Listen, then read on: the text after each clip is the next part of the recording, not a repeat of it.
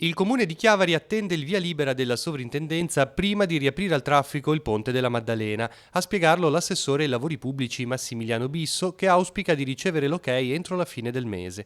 L'indagine, eseguita sui basoli di pietra e costata 13.000 euro, ha spiegato il motivo del loro spostamento.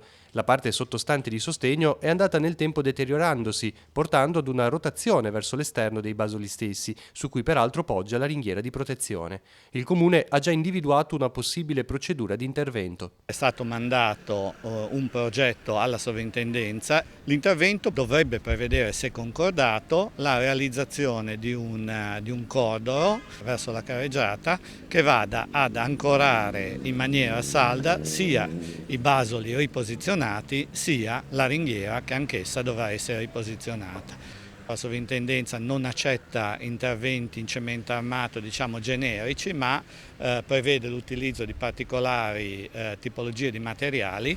Tutto questo per evitare una prima soluzione prospettata, che era quella del restringimento della carreggiata, che ovviamente non risulta attivabile stante la non eccessivamente ampia larghezza della stessa. La situazione dunque si può così sintetizzare: l'indagine è conclusa e la sovrintendenza deve dare l'ok.